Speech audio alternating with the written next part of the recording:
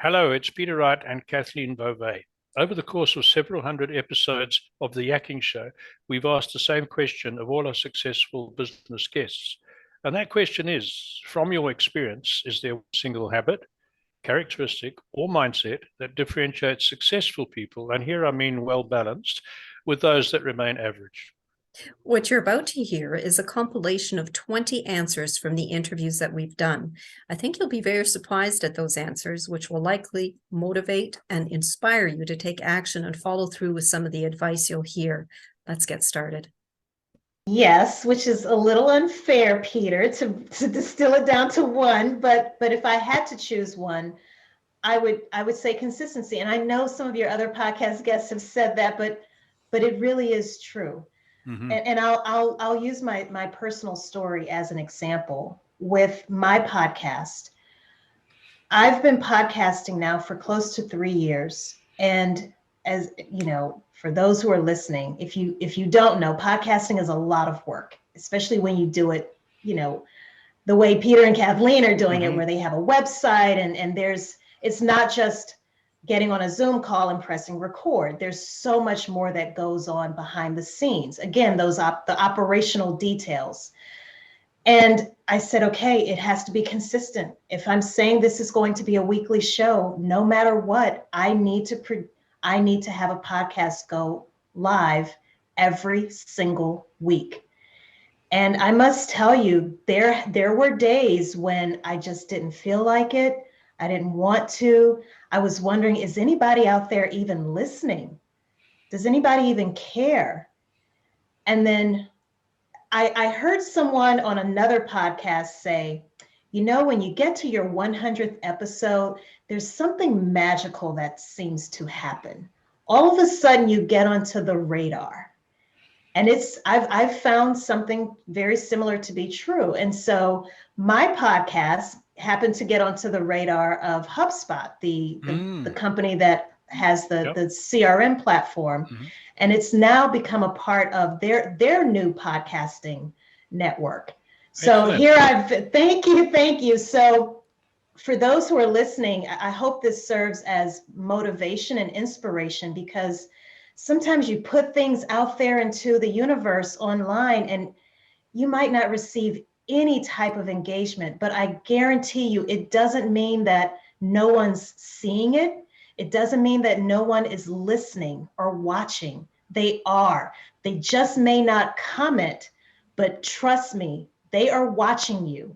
And it's only a matter of time before you get that unexpected phone call or email with great news about doing something on a really big scale. And I absolutely agree with you in terms of consistency. And there's many, but I think one thing that stands out for me about all these people is that when they say they're going to do something, they do it. They follow through, and they care about the people who they're serving. They see themselves as servants to others rather than that other people are there for them to pay the money. Is like that's maybe part of the cycle, but ultimately it's about being of service. It's about really helping people and making a difference. And the people who I see doing the best work and having the most success are the people who really care. Mm-hmm. Mm-hmm. That one, empathy, caring, has come up several times when we've asked that question. Some very successful people have said that's one of the most important things that we found successful people have that others don't. So very good. Thank you. I'm going to answer this. I'm going to answer this with my stock question, Peter, because I also have a stock question I ask everywhere I go. And I think it's kind of the same thing, which is it's maybe less at the individual level and more at the organizational level. But I ask every chief executive officer, chief human resources officer, everybody I encounter, what's the one thing that still really is the biggest problem in this organization? If we could fix it, things would get better. And I would say it's probably the same answer for individuals. To a person, everyone that I've asked has said talking directly to each other, having direct communication, having the ability to deal with conflict. Which is one of the reasons why we're so excited about these mentoring relationships, because they're little relationship opportunities that aren't your boss, not your best friend. It's someone you can really practice having that open, honest discussion with. But it's interesting to hear our executives say that so many things get built in organizations to avoid just telling people the truth. Yep. Absolutely. There's probably two that I think of that they all share. Number one is a winning mindset. Right? They don't expect success. So they don't arrive at success accidentally. Right. They are a champion before they set foot on the field. They have a champion's mindset, and then they go about winning that Super Bowl. That's how that works. They don't get there by accident. And it's the mindset that they have. It's we've started something. It's going to be great. In fact, it's going to rival the guys at the top of the industry. Do you want in? And that attitude is infectious. And they don't just say it; they live it. They truly believe it, and they make decisions that many entrepreneurs wouldn't. So, great example of that in a real life working example would be many entrepreneurs when they start will say things like, "Well, I'll keep my pricing low for now. I'll just win a few clients and get to this stage, and then I'll up the prices and I'll change the quality of the people that we work with." Whereas these winning entrepreneurs will say, no, my bar is set here. I don't care if I've got 0 clients and $0. I'm not dropping my standards or pricing for anybody. I know what it's worth. I know what it can do. Join me or don't. And let me tell you, it's far easier to win a $50,000 client than it is to win a $500 client. Yeah. Far easier. Yeah. Far easier. The second thing that I would say that they all have in common is they think very differently about money. And this is something that I had to learn. So I came from a single parent family on benefits. So I didn't have any money. And I did have some success in business. And I used to really I didn't realize this, but I used to really turn people off with the way that I would communicate with them about money, because I would talk to them how I thought I would need to talk to them. So I would say things like, look, if you invest in this, what I'm going to do is get this return, and this is what I'm going to do with it. And then you're going to get this return inside 5 years. And it's like, Phil, once you get past a certain stage of money, buddy, we don't even talk about money. It's not even a thought process. I don't have to check my account. I don't need to know how much is in there. Money is not even a frequency that's in my lexicon anymore. I don't pay any attention to it. What I want to know is, how much of a transformational aspect is this going to have on people's lives? Is this going to make the world a better place? Do you have good corporate social responsibility? So a great example would be the investment community. Most people would think, I have to earn X amount before I could go and speak to an investment partner. And they're going to want to take huge percentage. And they're essentially a corporate loan shark. In 5 years, they're coming back for their money. Well, let me tell you, the vast majority of people in that investment community that I work with, the most important thing to them, whether you've made a dime or not in your business, is the quality of your leadership team and the vision that you have for your growth. If you have those things, they can work with the rest of it. I don't need you to be making money. I know how to make money. I don't need you to be making money. I need you to have the right leadership, the right mentality, and the right vision as to where you're going. If you've got those 3 things, we can throw the money at you to help you to be successful. Wonderful. Spent lots and lots of time thinking about this. People will ask me, what kind of people join a leadership program, and what makes them successful, and what do you do at the end of it, and how do you make, in other words, how do you have one of the longest running leadership programs with people that are top leaders coming out of it? Well, I'll tell you, to me, what makes a good leader, I think it's pretty simple, and it's the courage to act. It truly is. It truly is. You can know everything.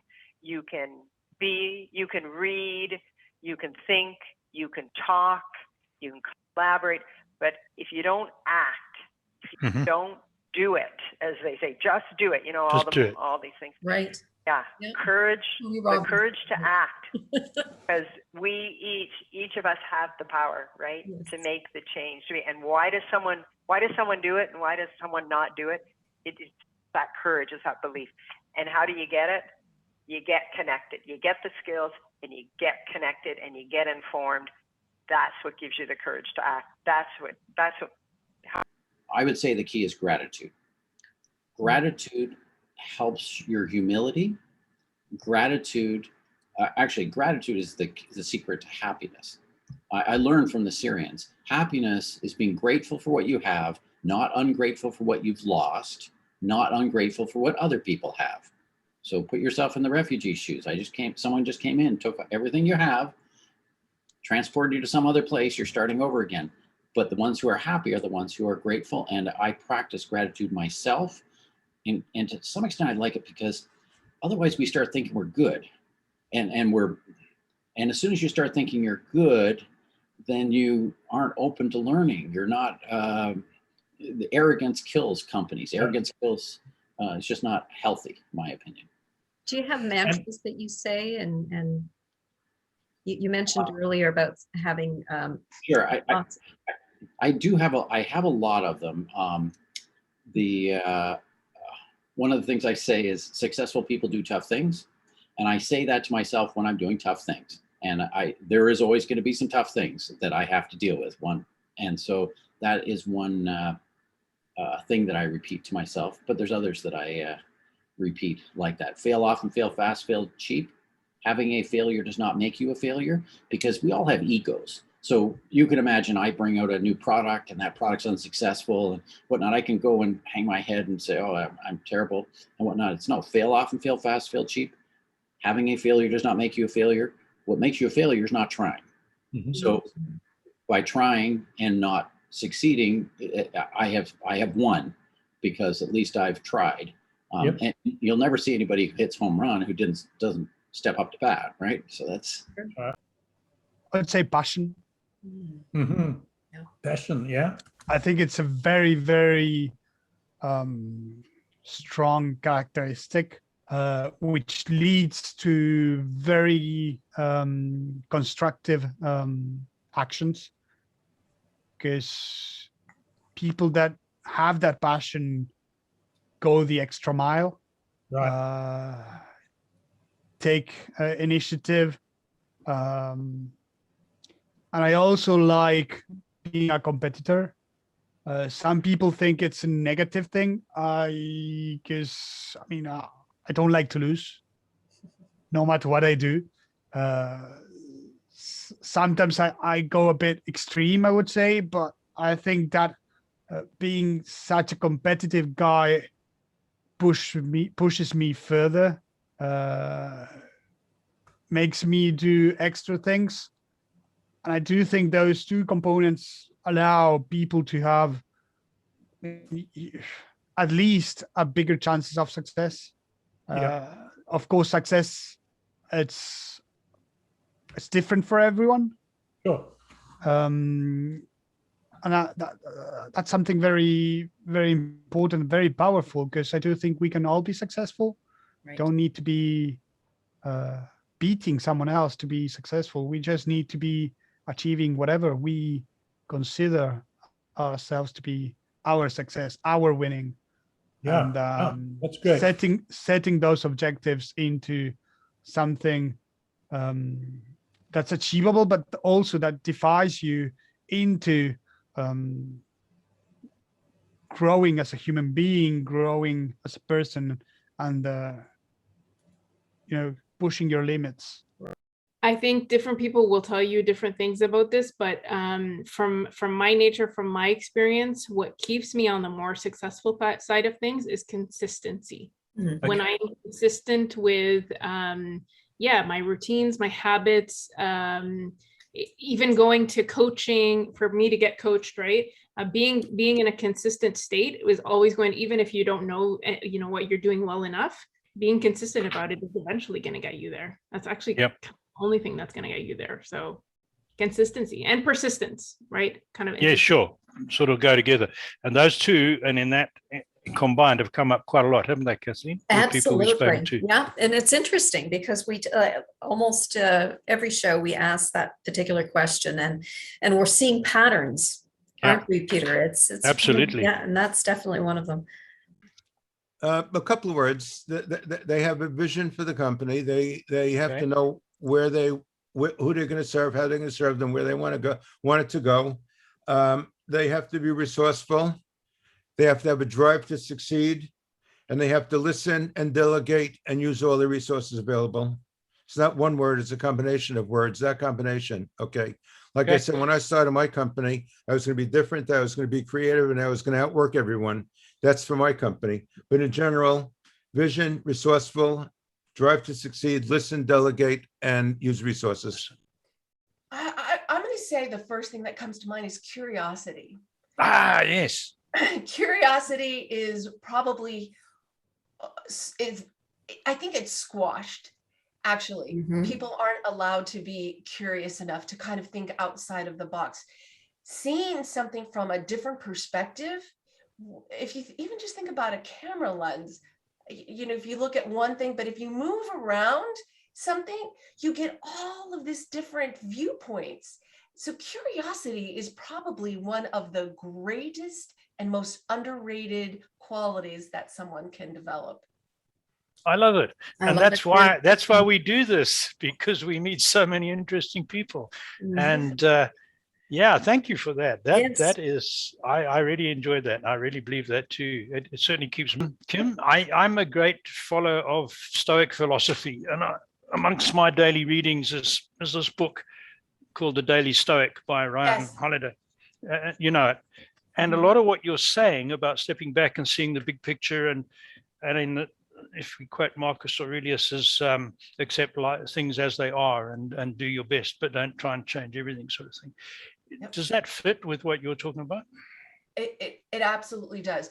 The perspective, how we, the recipes, I'm going to say, what we say something is. In fact, there's a book I read, and I can't think of the title right now, and death is not treated the same way in every culture.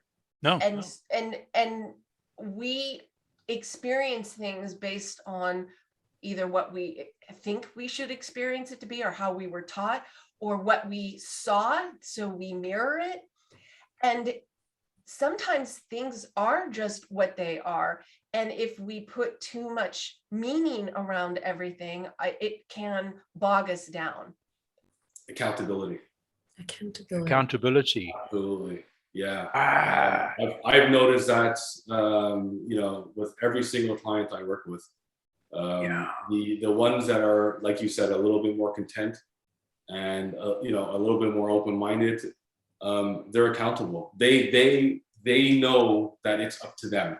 Right. The ones that will keep a story going of, it's not my fault, it's so-and-so's fault, or, you know, this person has made it impossible for me. Unfortunately, those are the individuals that it's going to be a little tougher. It's going to be a little harder to get to those breakthrough moments, because there's a lot of displacing going on. Absolutely. And, thank you for that. And I agree 100% with you. And just, I got to relay back to you. We asked this question of a lot of people, and there's probably only 6 factors that come up time and time again. This is one of them, and there's a few others, but it's not as if there's 12 or 20 different things. There's very few that come up. So thank you for that. There is, in my opinion, and I think it's the ability to go inward first. So I was taught this expression very early on in my career, and I think it was the pivotal moment for me in my experience as a leader. Especially as leaders, we can either look out the window for the issue, the challenge, the reason, you know, the place to place the blame, which means that we're looking outwards of ourselves. We're looking at the team or the environment, or, you know, what's going on in the world or the company, or we can look in the mirror, right? And we can look in the mirror and go, what's my role in this? And what's my part in this? What do I want? What's important to me? And so I love what you said, Peter, about not just in terms of monetary, but I think people that are really successful in terms of their own leadership of self and leading their life in terms of balance of life, quality of life, they look inside first and go, maybe right now at this age and stage of my family and my career, I don't want the CEO suite, right? I'm good to stay here in middle leadership and just have the biggest impact that I can and really lead and develop other people at this point, because I don't want the stress and the demands that come with that bigger title and that bigger role. And other people can go, that is what's important to me, and I'm willing to make different decisions to go and get that. But I do think we can only take other people as far as we've taken ourselves. And so as leaders, I think that is, we have to keep continuously doing the inner work on ourselves so that we can continue to grow and develop those underneath us as well. I think that's a wonderful explanation. And I would say, I think you got to it better than most. For many people, myself included, it takes a huge upset to realize that. Yeah. If things progress incrementally, smooth ups and downs, and generally moving ahead, I think it's hard to get to that point. In my case, it took a huge, and it's just not my show, I don't want to go into my own story, but it took a huge total upside down turnaround, losing everything, moving to a different country to be able to look in and say what's, to answer that question. So yeah, very good, very astute. Yeah, well, and I think, it's always been a part of my life because of my parents' sobriety journey was, right, that's a huge look inward on self, and I've got to do the work. And so it was always there. I don't think I kind of connected to it until I was probably in my mid-20s, starting out on my own leadership journey. And then I look back and go, oh, that's why that's so important. So I had some familiarity, I can't say that word right today, with it. Didn't really kind of connect to it and let it sink in until I was in my own journey. Yeah. And I can thank my wife for this. And I didn't realize it until it was too late. But she used to say, when you wake up in the morning or go to bed at night, ask yourself the question, does the good outweigh the bad? And if the bad outweighs the good, then you have a responsibility to yourself and the universe around you to make a change. It is the most fundamental piece of advice, the most important and fundamental piece of advice I've ever been given. And I never listened to her until it was too late. And now I do it every night. Does the good outweigh the bad? And if it doesn't, you have a responsibility to yourself and the universe to make a change. Now, there are lots of people out there, Tony Robbins and Mike Hudson and various others, who they do this on a big scale. They stand in front of thousands of people and they'll say things like, if you knew you couldn't fail, what would you do with your life? And all these kind of things.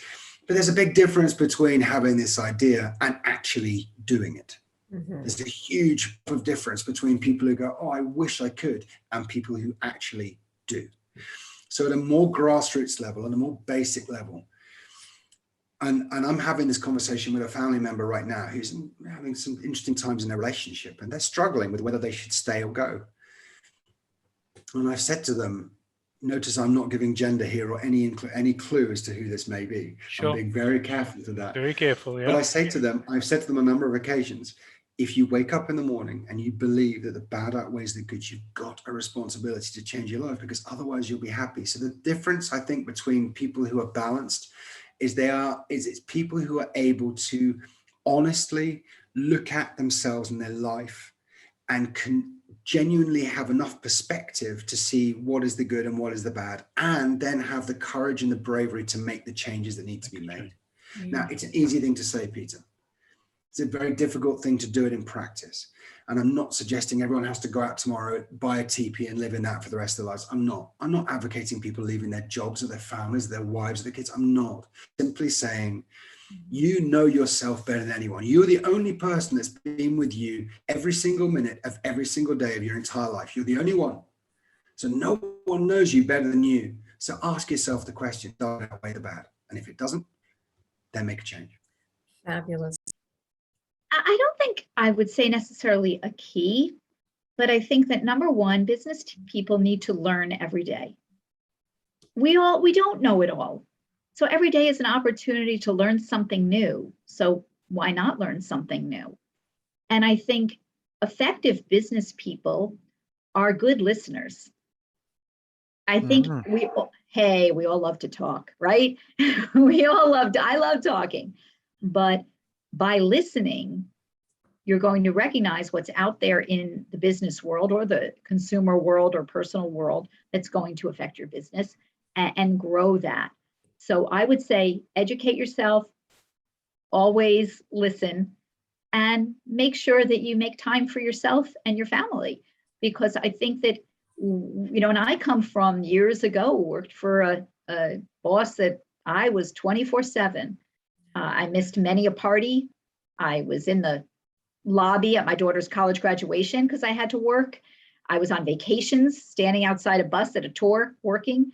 And I think that we have to recognize that what are we working for? We love to do what we do, and I don't plan on ever retiring, but I want to have time for my life because it's just so short. So let's enjoy ourselves. So I think those are the things that I see. I see successful business people take the time for that vacation and that family time. That's wonderful. Yeah, I'd say it's three things that I've touched on already, but I'll sum them up a bit, and then I'll say the one that I think is most critical. I think the three critical components or really important components are that mental toughness we just spoke about, right? So building that up and having that humility, as I spoke a little bit about before, and then also some level of what I would call like logical sophistication, the ability to kind of follow a thread. And I don't mean that to sound, condescending or anything, but the ability to really understand what's going on in your mind, all different inputs, and kind of piece it together to try and get a better sense of what's there. I think when you put those three things together, it gives you the best opportunity to succeed. And if I had to pick one out of those three, I mentioned it before, but I think it has to be humility. I think that it's not enough, I don't think, on its own. But without humility, you won't recognize you're not as mentally tough as you think you are, right? And which I did for a lot of my life. I like to think I was a tough person and I could do things I wanted to do. And I kept failing at different things and not being honest with myself about it because, ironically, I wasn't mentally tough and I wasn't humble enough to admit that to myself. Same thing on the logical side. It's our minds are so quick to jump to conclusions and say, like, because that's what we want. We want to understand things and have it be cohesive, that we jump and we think, okay, I understand this. I know this. This is definitely true. Having the humility to say, I don't know. Like, I think it might be that, but I'm really not sure. Maybe there's some other information, or maybe I don't have the right perspective on it. To me, that humility opens your mind to get to a better outcome. And without it, it's just so much more likely you're going to head down a path that's just either illogical or inefficient or something of that nature. All right. So here's a follow-up to that one. Is it possible for people to discover and become humble and discover humility without a major jolt of some sort? Good question. It's a good question. I'd like to think yes. And I think it goes back to the mental toughness point. I think it's similar in that you could start practicing it a little bit and you'll see the positive results of it. But that initial, to your question, that initial being willing to be more humble, it's such a tricky thing because almost by definition of it, if you're not humble, you're not willing to entertain the idea that you're not humble because you think you're great. So it is a really hard thing to break out of. So I think my answer to that would be the jolt, definitely. I think that life adversity, that jolt, is probably the most common thing that does it. I would go out on a limb and say, obviously I don't know this for sure, but that mathematical, logical type of thinking, that's a good example of why I think that's so valuable. Because let's say you are somebody who's not that humble. If you can follow the thread and be logical enough, I think, and you're like, you will get to a place where you're like, oh, maybe I'm not as humble as I think I am. It's not as easy as that jolt. It's challenging. It's not, it's got its downsides, but to me, I do think that is a route to it. So I think people being more thoughtful, being more reflective, meditating, like we said before, I do think that goes a long way as well. So, I would just say grit. You have to keep at it. You can't stop. A lot of people get to a point and they get frustrated and they don't know who to talk to or don't know, but if you're truly passionate about it, then you don't stop and you build those relationships with people. You ask, you network and figure out who can do this and you learn as you go.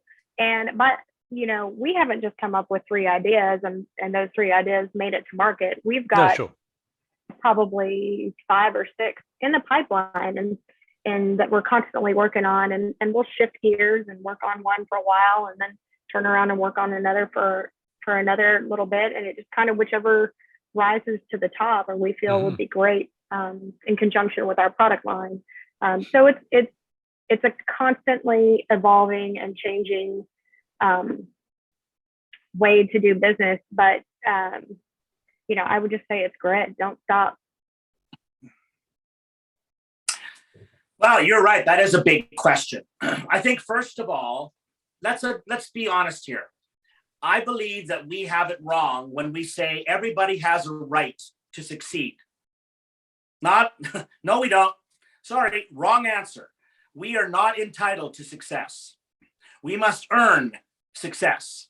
And my experience dealing with the crowd that I've been dealing with for some 40 years, but more practically the last 25 years, I've seen a lot. I mean, look, we see an Elon Musk, all right?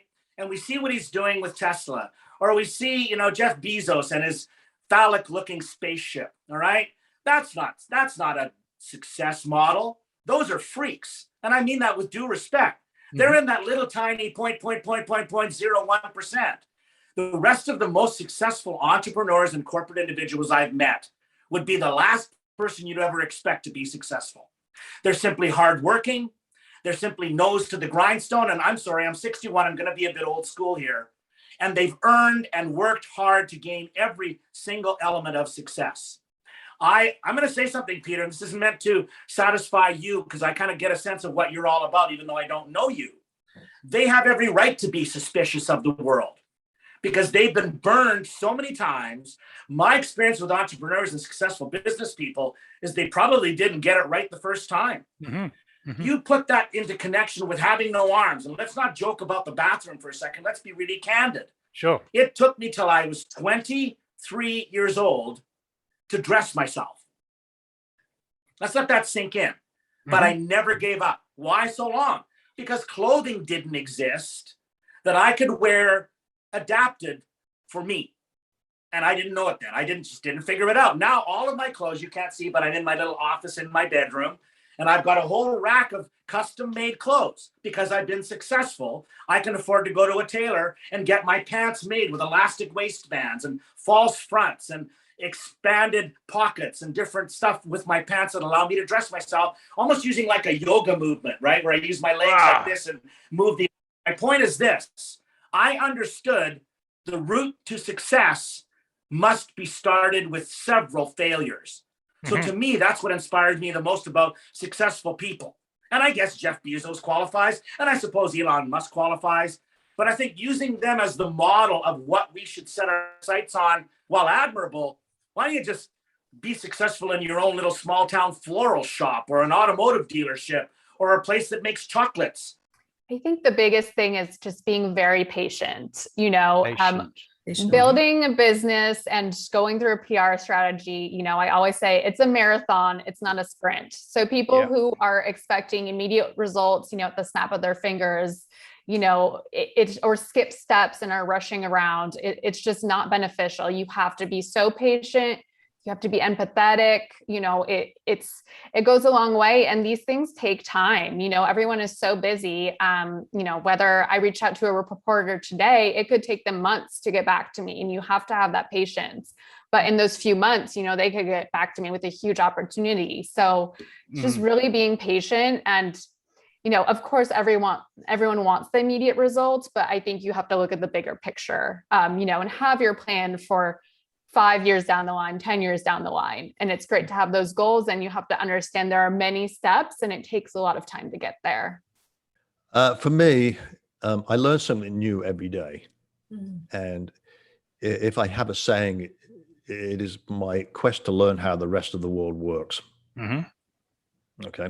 I live in America and, I've enjoyed living here, but there's a lot of beautiful places in the world I like to discover. And I love meeting people from foreign lands, learning how they live. And believe it or not, people can live in a whole mountain village up in the Himalayas, but you know what? They wouldn't live anywhere else because they're really happy living there. Good to find out why.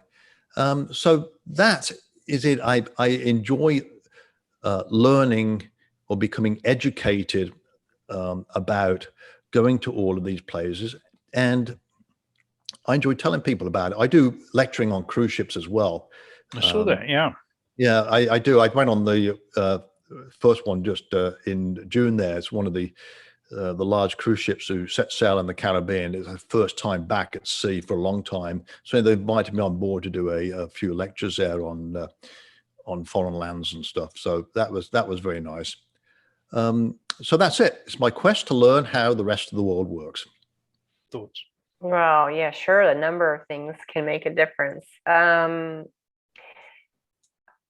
think, in my opinion, about how this has changed over the years, a lot because of the marketing has changed too, but just my whole journey in life has led me to a place where I think the biggest thing to do is to be prayerful about what you do and just do what's from your heart. Like a lot of people say, do what's on your heart, and that's great. But to me, a step further than that is if you're in, prayer about it, then whatever's on your heart is going to be, you can't fail, right? So, and even if you're not, a believer or whatever, you got to do what's true to your heart, because otherwise you're not doing it wholeheartedly. And somebody told me this when I was starting out with my business, and it didn't really resonate like it does now. Now I can see where the little tiniest disconnect there can throw you off. So it does take some reflection and just making sure you're doing what it is that you want to do and what gives you, happiness in the day.